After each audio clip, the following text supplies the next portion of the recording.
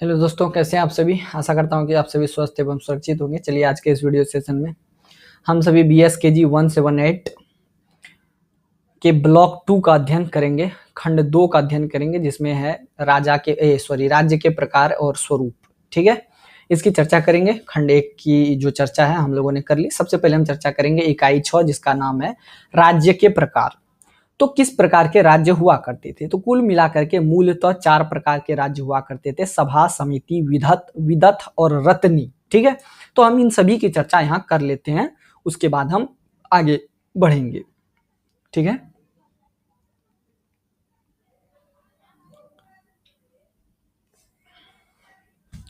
प्राचीन भारतीय शासन पद्धति में विविध प्रकार के राज्य का उल्लेख हमें देखने को मिलता है। ठीक है, शासन की पद्धति के रूप में राजतंत्र, पितृसत्तात्मक तंत्र एवं गणतंत्र शब्द जो है वो प्रचलित थे, और शासन के विविध प्रकार हमें प्राचीन साहित्य में प्राप्त होते हैं। वैदिक काल में राज्यों में राजकीय अनुक्रम की व्यवस्था होती थी, अर्थात छोटे राजा तथा बड़े राजा का एक सोपान क्रम होता था। ऋग्वेद में भी बड़े राजा के लिए सम्राट शब्द का उल्लेख होता है। ऐत्रेय ब्राह्मण के राजसूय यज्ञ के प्रसंग वर्णन में साम्राज्य, भोज, स्वराज्य, वैराज्य, पारमेष्ठ्य, राज्य, महाराज्य, आधिपत्य आदि उपाधियों का वर्णन हमें देखने को मिलता है। ठीक है, तथा विविध दिशा में अलग अलग विशेष देवताओं को अलग अलग राज्य के लिए प्रतिष्ठित किया गया। उदाहरणार्थ इंद्र को पूर्व दिशा के साम्राज्य हेतु, ठीक है, और सामान्यतः प्रत्येक दिशा के लिए अलग अलग राजा एवं देवताओं का निर्देश प्राप्त होता है। शुक्ल यजुर्वेद में उत्तर दिशा में वसु वर्ग का राजन है, दक्षिण दिशा में रुद्र वर्ग का राजन है। ठीक है, रुद्र वर्ग का विराट है, पश्चिम दिशा में आदित्य वर्ग का सम्राट है और पूर्व दिशा में मरुत वर्ग का स्वराट है, तथा ऊर्ध्व दिशा में विश्व देवा वर्ग का अधिपति है। ठीक है, इस तरीके से क्लियर है। अब आगे की ओर बढ़ते हैं, आगे चर्चा करते हैं। ये सब डिस्कशन के लायक है नहीं। सबसे पहला पॉइंट है सभा। सभा जो है यह राज्य का एक प्रकार है। ठीक है, वैदिक वांग्मय में मतलब वैदिक लेखों में राजा के निरंकुशता पर नियंत्रण रखने के लिए सभा और समिति नामक 2 महत्वपूर्ण संस्थाएं थी। ठीक है, और इसके अतिरिक्त पुरोहित, सेनानी, ग्रामीणी, विदथ, रत्नी आदि भी राजा एवं राज्य के नियंत्रण एवं संचालन में अग्रणी भूमिका निभाते थे, और ये संस्थाएं राजा को सभी प्रकार के राजनीतिक क्रियाकलापों में सहयोग देते थे। ठीक है, सामान्यतः सभा कुलीन अथवा सर्वसंपन्न व्यक्तियों का एक समूह होता था, तथा समिति सर्वसाधारण लोगों की एक सभा होती थी। ठीक है, मतलब सभा क्या होता था? कुलीन और सर्वसंपन्न लोगों का समूह, और समिति क्या होता था? सर्वसाधारण लोगों की एक सभा। ठीक है, राज्याभिषेक अथवा अन्य सभी राजकीय कार्यों में सभा एवं समिति के मध्य पूर्ण मतैक्य पर बल दिया जाता है। ठीक है, मतलब अगर किसी राजा का अभिषेक होना है या कोई अन्य राजकीय कार्य करने हैं तो सभा और समिति का मत एक होना चाहिए। इसी क्रम में ऋग्वेद में लिखा गया है, संगच्छ ध्वंग स्वबंधव स्वंग वो मानांसी जानताम, और उसी तरह यहाँ लिखा गया है, समानो मंत्रंग समिति समानी समानंग मनंग स्व चित्त में साम। अथर्ववेद में यह लिखा गया है।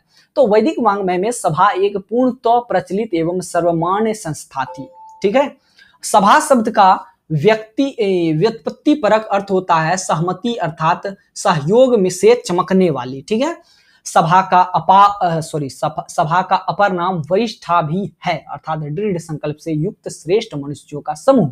ऋग्वेद में अनेक स्थलों पर सभा शब्द का प्रयोग किया गया है। ऋग्वेद के अष्टम मंडल में वर्णित है, इंद्र के समर्थक आस्वादित से युक्त धनाढ़ सुसंपन्न लोग सभा में जाते थे। ऋग्वेद के अष्टम मंडल में है, ये लिखा हुआ है, गुहाचरंती मनुषो नोंग नह योसा सभावती विद थ्येव समवाक। सभा द्वारा न्याय को प्राप्त व्यक्तियों को प्रशंसा होने तथा दोषयुक्त होने का विवरण भी प्राप्त होता है, जो कुछ इस प्रकार है। ऋग्वेद में लिखा गया 10.71.10 में, सर्वे नंदनंती यश सागतेन सभा साहेन संस्था सायः किल वंश सप्रित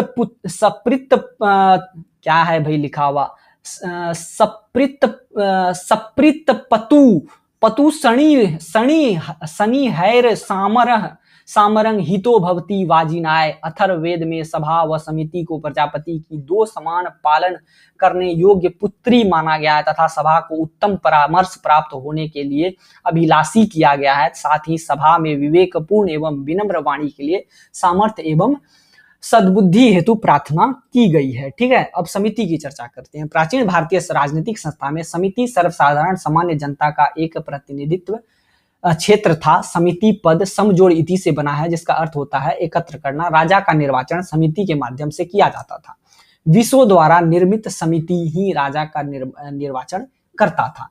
ऋग्वेद में समान लक्ष्य, नीति एवं मन के साथ कार्य करने वाले संस्था के रूप में हैं। समान व्रत सह चित्त तेसाम, ये लिखा गया है। समानो मंत्र समिति समानी, अथर्ववेद में लिखा गया है। ठीक है, प्रत्येक जन का आधिपत्य राजा या सम्राट के हाथ में ही होता है। ध्रुवायते समिति कल्पतामिह, ये ऐसा लिखा गया है। अब विदथ की बात करते हैं। सभा समिति की बात कर ली हमने, विदथ की बात करते हैं। प्राचीन भारतीय राजनीति में वैदिक काल में विदथ महत्वपूर्ण संस्था थी। विदथ जो है शब्द विद धातु से निसन्न है, जिसका अर्थ है ज्ञान लाभ एवं सत्ता, अर्थात ज्ञान लाभ अर्थ में ही सभा संगोष्ठी सभा का अर्थ ग्रहण किया गया है। ठीक है, ऋग्वेद में विदथ का प्रयोग अधिक हुआ है। विदथ और समिति से इस अर्थ में भिन्न प्रतीत होता है कि विदथ में स्त्रियों की सहभागिता सुनिश्चित थी। ऋग्वेद के प्रथम मंडल में योसा नामक स्त्री के विदथ में सहभागिता ग्रहण करने का स्पष्ट निर्देश प्राप्त होता है, जो कुछ इस तरीके से है। गुहा चरंती मनुष्यो नौ योसा सभावती विदथ्येव समवाक्य। विदथ में युवक द्वारा युवती को शामिल किया जाता था। आस्थापयंत युवती युवानम शुभे, सूर्या द्वारा विदथ को एकत्रित लोगों को संबोधित किए जाने का उल्लेख है। उसी प्रकार रत्नी की चर्चा करते हैं। अब प्राचीन भारतीय राजनीति में अथर्ववेद में राजा का निर्वाचन करने वाले को वेद में राजा करतार कहा गया है। ठीक है, अथर्ववेद में धीवर, रथकार, लौह कर्मकार, विद्वान, सुत, गाम प्रमुख आदि को राजकर्ता कहा गया तथा इन्हें राज्याभिषेक जैसे महत्वपूर्ण अवसर पर उपस्थित होने के लिए कहा गया है। ये लिखा कुछ इस तरीके से गया है। ये धीवानो रथकारा कर्मारा, ये मनीषिनः उपस्थिनः पर्ण मह्यंग त्वंग सर्वाण कुस्मितो जनान कृस्मितो जनान। ये राजानो राजकृत सुता ग्रामणश्च ये उपस्थिनः पर्ण मह्यम त्वं स्वर्ण कृष्व भीतो जनान। अभिप्राय है कि राजा का निर्वाचन जन सामान्य कर्मकारों ग्रामीणों द्वारा होता था तथा शासन कार्य में इन सब की सामान्य भागीदारी होती थी। ठीक है, ब्राह्मण साहित्य में इसे रत्निन कहा गया है। किसको रत्निन कहा गया है? रत्नी को। ठीक है, जो सामान्यतः रत्नादि धारण करने वाले समाज के प्रभुत्वशाली लोगों में से थे, जो राजा को राज्य संचालन में सहयोग करते थे। शतपथ ब्राह्मण में राजसूय यज्ञ के वर्णन में राजा द्वारा रत्नियों को हवि प्रदान किए जाने का वर्णन है, जिसे सामान्यतः रत्नविषी संस्कार के रूप में जाना जाता है। ठीक है, क्लियर है? तो इस तरीके से ये चैप्टर समाप्त होता है। दोस्तों, मैं आशा करता हूँ कि आप लोग मेरी बातों को समझे होंगे। देखिए, विशेष बहुत ज्यादा डिटेल में मैं भी नहीं पढ़ा सकता हूँ, क्योंकि एक खंड को बनाने में लगभग 1.5 घंटे जा चुके हैं और दूसरे खंड में लगभग 45 मिनट जाएगा। तो छोटे छोटे करके हम लोग इसको डिस्कस करते हैं। सप्तांग का परिचय, 7 अंगों का परिचय। राजतंत्र में या प्रजातंत्र में 7 अंगों के परिचय की चर्चा हम करेंगे। राजा, अमात्य, जनपद, दुर्ग, कोष, दंड, मित्र। ठीक है, तो आगे बढ़ते हैं। इन सब की क्या ही चर्चा करें, ये सब तो हम पहले ही कर चुके हैं। ये सब सप्तांग सिद्धांत, जिसे शुक्र नीति कहा जाता है। शुक्र नीति में सप्तांग राज्य को स्वामी, अमात्य, सहित, कोष, राष्ट्र, दुर्ग और बल से युक्त तथा इन अंगों में राजा को मूर्धा कहा गया है। ठीक है, शुक्राचार्य ने राज्य के 7 अवयवों को शरीर के विविध अंगों से समानता स्थापित करने की बात कही है। उनके अनुसार मंत्री नेत्र के समान है, मित्र कर्ण के समान है, कोष मुख के समान है, सेना मन के समान है, दुर्ग हाथ के समान है, राष्ट्र देश पैर के समान है। ठीक है, दुर्ग मात्या क्षेत्र मुखम कोसावलं मनः हस्तौ पादौ दुग्र राष्ट्रौ राज्यांगा स्मृतानिहि। सप्तांग राज्य के सभी अंगों का प्राचीन वांग्मय के निम्न स्वरूप वर्णित है। इस प्रकार सर्वप्रथम मूर्धन्य अंग के रूप में राजा का कथन किया गया है। राजा के सप्तांगों में सर्वाधिक महत्वपूर्ण अंग के रूप में वर्णन है। राजा को शुक्र नीति में मूर्धा के रूप में माना गया है। तत्र मूर्धा नृपः स्मृतः। शुक्र नीति में राजा को स्वामी, अधिपति, आत्मा अलग अलग पर्याय के रूप में संबोधित किया गया है। ठीक है। और शुक्राचार्य तथा कौटिल्य द्वारा जो रचित शास्त्र वगैरह है उनमें राजा के लिए अनेक आवश्यक गुण बताए गए हैं, जैसे राजा धार्मिक हो, उच्च कुलों में उत्पन्न हो, सत्यवादी हो, सत्य प्रतिज्ञ हो, विनयशील हो, कृतज्ञ हो, आदि उत्तम गुणों से युक्त हो। बाकी संस्कृत में यही सारी बातें लिखी गई और मैं क्या ही डिस्कस करूं इसमें। लास्ट में यही लिखा गया है, स्थापितम च ततो देवैन कश्चिदति वर्तते तिष्ठत्ये कस्य च वशे तद तो चेदं न विधीयते। अर्थशास्त्र में काम, क्रोध, लोभ, मोह आदि राजर्षि राजा का वर्णन प्राप्त होता है। अब अमात्य की चर्चा करते हैं। शुक्र नीति में अमात्य को चक्षु कहा गया है। अमात्य को मंत्री, सचिव आदि पर्याय के द्वारा परामर्शदाता, विचारक के रूप में राजा का नेत्र कहा गया है। और अमात्य या सचिव का उल्लेख हमें वैदिक वांग्मय में भी प्राप्त होता है। ऋग्वेद में अमात्य के लिए अमवान अर्थात सदा साथ रहने वाले के अर्थ में इसका प्रयोग हुआ है। ऐत्रेय ब्राह्मण में इंद्र के सचिव के रूप में मरुत का उल्लेख है। और कौटिल्य के अर्थशास्त्र, मनुस्मृति, शुक्र नीति आदि प्राचीन भारतीय राजनीतिक ग्रंथों में अमात्य के गुण व कार्यों का विस्तार से विवरण प्राप्त होता है। कौटिल्य के शब्द में राज्य चक्र को सुचारू रूप से चलाए जाने के लिए सचिव की नियुक्ति तथा उसके मत को सुनना आवश्यक है। और उसी को लिखा गया है, सहाय साध्यं राजत्व चक्र मेकम न वर्तते कुर्वित सचिवांग अस्त कुर्वित सचिवांसस्त सम्मातेसा चो ऋणुयान्मतम। ठीक है, ऐसे करके। अब जनपद की बात करते हैं। तो जनपद का शाब्दिक अर्थ है जन अर्थात लोगों का निवास स्थान। राज्य के सप्तांग अंग में जनपद अथवा राष्ट्र का प्रयोग हुआ है। ऋग्वेद में राष्ट्र का प्रयोग बहुलता से हुआ है। शुक्र नीति, मनुस्मृति आदि ग्रंथों में भी राष्ट्र शब्द का प्रयोग हुआ है। ठीक है, अब आगे बढ़ते हैं। कौटिल्य के अनुसार राजा को अपने या दूसरे देश से लोगों को बुलाकर बसाना चाहिए। शूद्र कृषक से बहुल गांव को इस प्रकार एक कोस या दो कोस दूर बसाया जाए ताकि आपातकाल में एक दूसरे की सहायता कर सके। ठीक है। भूतपूर्वम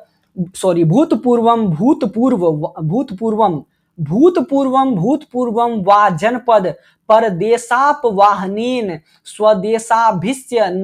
स्वदेशाभिस्यन्द वमनेन वा निवेशयेत शूद्र कर्षक प्रायं कुलस तावरम पंचशत कूल परम ग्रामः क्रोश द्विक्रोश सीमान मन्यो अन्यारक्षम निवेशयेत। इसी तरीके से लिखा गया है। ठीक है। अब दुर्ग की बात करते हैं। राज्य का प्रमुख अंग दुर्ग होता है, किला। दुर्ग को राज्य का हाथ माना गया है। राज्य की सुरक्षा के दृष्टिकोण से दुर्ग का महत्वपूर्ण स्थान होता है। दुर्ग इस तरीके से हुआ दोस्तों, ऐसे करके। क्या हुआ भाई, आजा इधर, आगे आजा, आ गया। ऐसे जैसे ये राजा का हुआ महल, ये राजा के लोग, और दुर्ग मतलब किला जो ऐसे करके घेरा गया, इसी को दुर्ग कहा जाता है। ठीक है। तो मेरे ख्याल से अब आप लोग समझ गए। राजा को 6 प्रकार के दुर्ग, एक सेकेंड कोई कॉल आ रहा है। राजा को 6 प्रकार के दुर्ग, धन्व दुर्ग, मही दुर्ग, गिरि दुर्ग, मनुष्य दुर्ग, जल दुर्ग और वन दुर्ग का निर्माण करना चाहिए। ठीक है। नगर की रक्षा के दृष्टिकोण से औदिक दुर्ग तथा पर्वत दुर्ग शत्रु पर प्रत्यक्ष आक्रमण से सुरक्षा हेतु निर्माण किया जाता है। ठीक है। एक सेकंड रुक जाइए दोस्तों, कॉल अटेंड कर लेता हूं। सॉरी दोस्तों, कहाँ था मैं भूल गया, दरअसल कॉल में बिजी हो गया था। चलिए अब आगे बढ़ते हैं, कोश की चर्चा करते हैं। ठीक है। तो प्राचीन भारतीय वांग्मय में पुरुषार्थ चतुष्ट में अर्थ का महत्व विस्तार से वर्णित है। ठीक है। और राजनीति में भी कोश का महत्वपूर्ण स्थान है। कोश का मतलब हुआ धन। ठीक है। धन के बल पर ही सेना को चलाया जा सकता है। दुर्ग मतलब किले का निर्माण हो सकता है और इतने बड़े राज्य का संचालन हो सकता है। ठीक है। कोश में पूर्वज राजाओं के द्वारा संचित धन तथा स्वयं द्वारा अर्जित धन को भी समायोजित किया जाता है। ठीक है। कोष जो होता है स्वर्ण आदि बहुमूल्य रत्न आदि का भंडार हो सकता है, जिससे कि आपातकाल में प्रजा की रक्षा हो सके, राज्य की भूमि, सेना तथा सामर्थ्य की वृद्धि हो सके। ठीक है, क्लियर है, इसकी बात समझ गए आप लोग। अब है दंड और बल। तो सप्तांग में एक महत्वपूर्ण अंग के रूप में दंड को भी परिगणित किया गया है। दंड के लिए प्राचीन भारतीय साहित्य में विविध पर्यायों का प्रयोग किया गया है। ठीक है, जैसे कि शक्ति, बल, सेना। ठीक है, दंड के लिए बहुत शब्द हैं। ठीक है, तो सुदृढ़ और शक्तिशाली राज्य के लिए दंड भी एक महत्वपूर्ण स्थान रखता है। दंड या सेना के माध्यम से आंतरिक और बाह्य आपदाओं को दूर किया जा सकता है। अर्थशास्त्र में शक्ति को बल कहा गया है, और इसके अनुसार ज्ञान रूपी बल मंत्र शक्ति, कोष दंड रूपी बल प्रभु शक्ति तथा पराक्रम बल उत्साह शक्ति है। ठीक है, मतलब ज्ञान रूपी बल क्या है? मंत्र शक्ति। ज्ञान रूपी बल की बात करें, कोष दंड रूपी बल है प्रभु शक्ति, तथा पराक्रम बल है उत्साह शक्ति। ठीक है, तो इन शक्तियों से संपन्न राजा की श्रेष्ठ, शक्ति से हीन को अधम। मतलब अगर शक्तियों से संपन्न है तो राजा श्रेष्ठ है, शक्ति नहीं है तो हीन है। तो इस तरीके से सम राजा माना जाता है। ठीक है, क्लियर है, यही सब बातें यहाँ लिखी गई है। अब मित्र की बात करते हैं। शुक्राचार्य ने राज्य के 7 अंगों में सुहृत या मित्र को श्रोत्र इंद्र के समान महत्वपूर्ण माना है। मनुष्य किसी के साथ उपकार या अपकार करने से क्रमशः मित्र या शत्रु होता है। ठीक है, मित्रं शत्रुश्चतुर्धा स्यादुप कारापकारयो कर्ता कार्यिता चानुमंता यश्च सहायकः। ठीक है, राजा को मित्र राज्य की उन्नति एवं शत्रु राज्य की अवनति के लिए प्रयत्नशील होना चाहिए। ब्रह्मयेत कर्ष्येन मित्रम हीनाधिक बलम क्रमात्, ऐसे भी लिखा गया है। मतलब राजा अपने राज्य को सुदृढ़ बनाने के लिए अपने समान एवं हितैषी राजा को मित्र राष्ट्र बनाता है, जो संकट में आवश्यकता पड़ने पर सहायता भी करता है। ठीक है, तो इस प्रकार ये वाला चैप्टर समाप्त होता है। दोस्तों मैं आशा करता हूं कि आप लोग मेरी बातों को समझ गए होंगे। ठीक है, आगे देखते हैं। स्वामी राजा के गुण, दैवी उत्पत्ति। चलिए आगे बढ़ के हम लोग इसका डिस्कशन कर लेते हैं।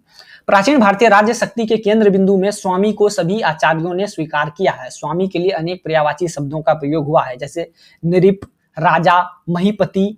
शुक्र नीति में राजा को मुद्रा अर्थात राज्य का शीर्ष माना गया है। राजा या स्वामी सभी राज्यांगों में संचालक की भूमिका में होता है। ठीक है, राजा या स्वामी सभी राज्य का संचालक होता है। राजा राजन पद राज धातु से बना है, जिसका अर्थ होता है चमकना या भाषित करना। महाभारत में राजा को प्रजा का अनुरंजक बताया गया है। शुक्र नीति में राजा को संसार के अभ्युदय का कारण, प्रजा के अनुरंजक और पालक के रूप में वर्णित किया गया है। ठीक है, और शुक्राचार्य ने राजा के सात्विक, राजसी, तामसी ये 3 भेद बताए हैं। सत्वादी गुणों के अधीन राज्य व्यवस्था चलाने वाले यज्ञकर्ता, दानवीर, क्षमाशील, अनासक्त, वैराग्युक्त सात्विक राजा कहलाता है।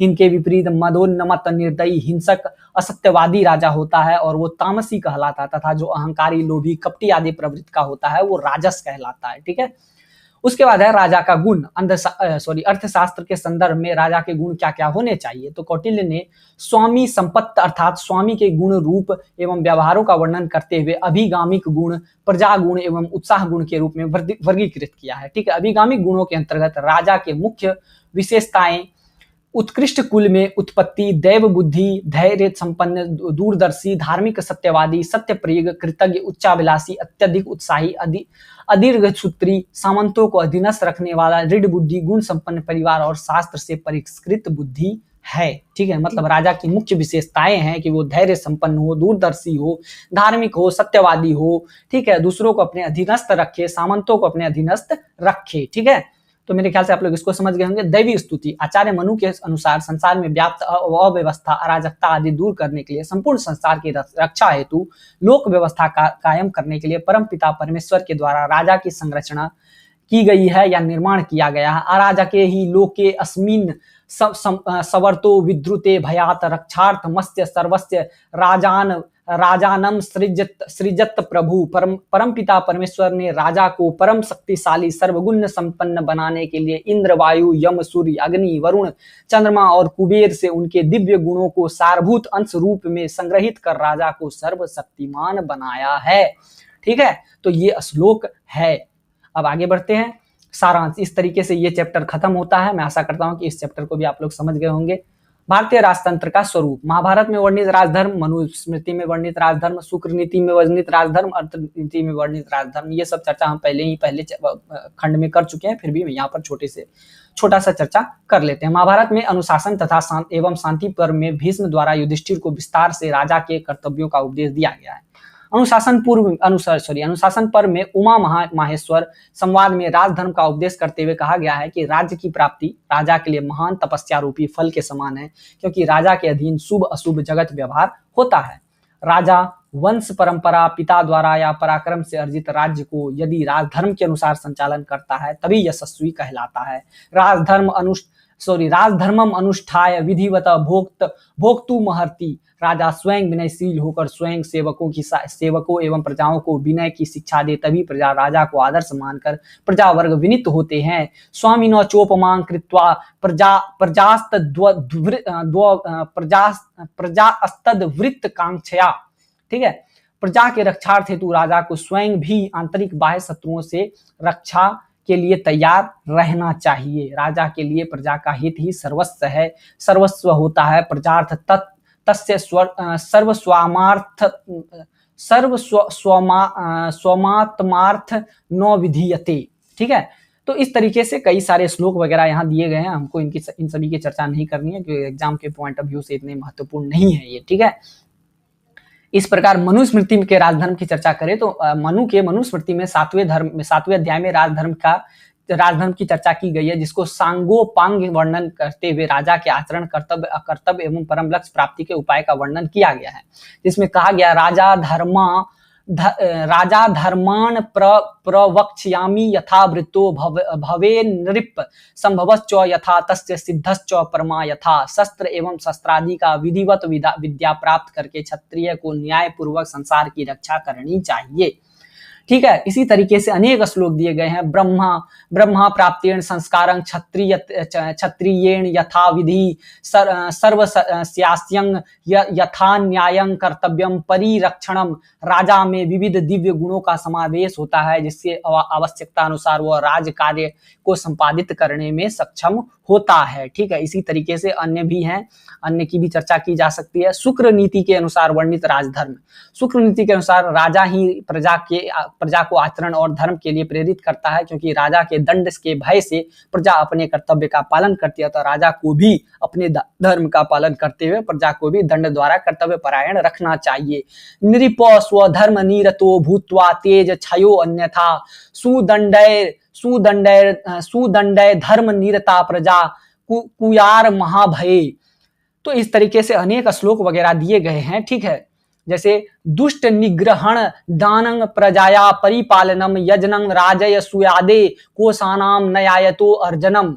ठीक है, इसी तरीके से अर्थशास्त्र में भी राजधर्म की चर्चा की गई। कौटिल्य ने अर्थशास्त्र में राजा के कर्तव्यों का सूक्ष्म विवेचन प्रस्तुत किया है। राजा का कर्तव्य है कि वह प्रजा को धर्म और कर्म मार्ग से भ्रष्ट न होने दे। प्रजा को स्वधर्म में प्रवृत्त करने वाला राजा ही सुखी होता है एवं श्रेष्ठ मर्यादा में प्रजा अवस्थित होता है, वर्णाश्रम व्यवस्था में नियमित होता है तथा प्रजा तीनों धर्मों से रक्षित होता है।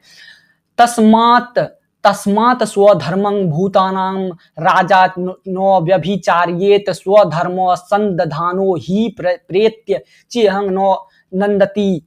व्यवस्थित तार्य मर्यादः कृत वर्णाश्रम स्थिति त्रया ही रक्षितो लोकं प्रसीदति नो सीदति।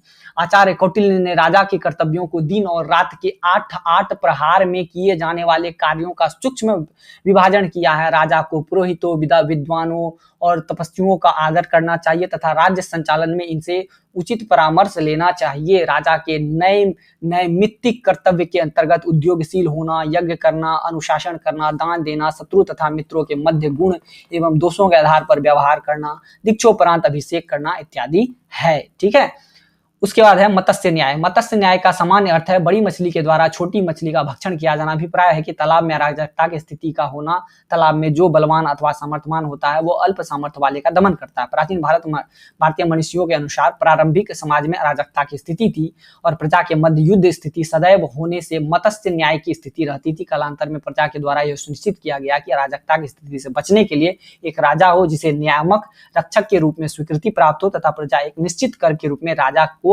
धन दे। शतपथ ब्राह्मण में भी वर्णन यह प्राप्त होता है कि जब सूखा अथवा अकाल की स्थिति होती है तो बलवान दुर्बलों पर अधिकार कर लेता है, क्योंकि जल या वृष्टि के अभाव में अराजकता की स्थिति अर्थात सर्वत्र मत्स्य न्याय की स्थिति बन जाती है। ठीक है, तो इस तरीके से ये सारी बातें भी आप लोग समझ गए होंगे। यही सारी बातें श्लोक में लिखा गया है।